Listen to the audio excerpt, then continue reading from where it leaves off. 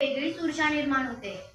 माहित आहे का, शिवाजी नावासारखे नाव फक्त 3 अक्षरी, पण 3 शतके उलटून गेल्यावरही 3 अक्षरे कानावर पडल्याबरोबर आपल्या हृदयाची स्पंदने आनंदाने अभिमानाने उत्तेजित होतात.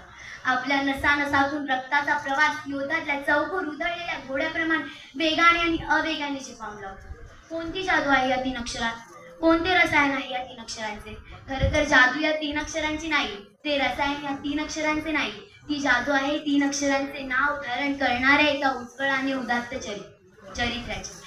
ते रसायन आहे एका नैतिक आणि निरामय चारित्र्याचे.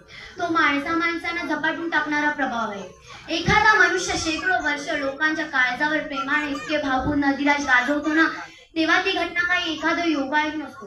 हे सर्व काही आपोआप घडत नसतं. आता शिवरायांचे व्यक्तिमत्व जर कर्तृत्वाच्या अतिउंच शिखरावर विराजमान झालेले आहे, तर ते घडण्यामागे नेमके कोणते घटक कारणीभूत झाले आहेत हे समजून घेणे आवश्यक आहे.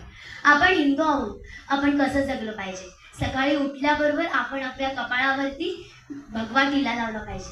का लावायला पाहिजे? कारण ती आपली ओळख आहे. आपली ओळख हिंदू म्हणून आहे. आपण हिंदू म्हणून का सांगतो? हिंदू म्हणून का अभिमानाने जगलं पाहिजे? हिंदू म्हणून का स्वाभिमानाने जगलं पाहिजे? कारण ती आपली एक ओळख आहे. कारण 392 वर्षापूर्वी छत्रपती संभाजी महाराज असू द्यात, शिवा काशीत असू द्यात, जिवाजी महाले असू द्यात, या माणसांनी डोक्याच्या केसापासून ते पायाच्या नखापर्यंत चामडं सोडून घेतलं.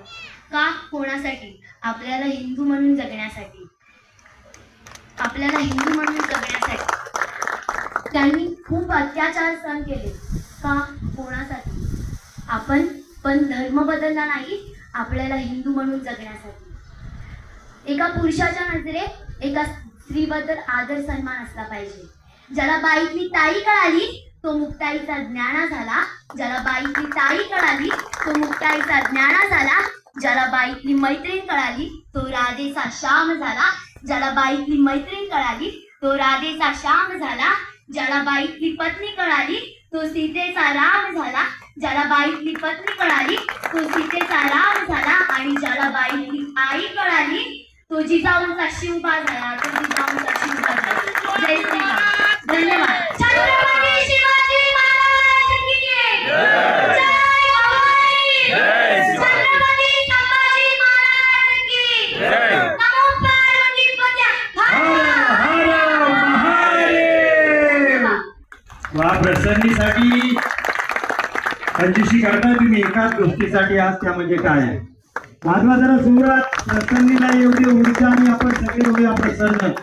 जबरदस्त शिवचरित्र तिने सांगितलं आपल्या समोर विचार.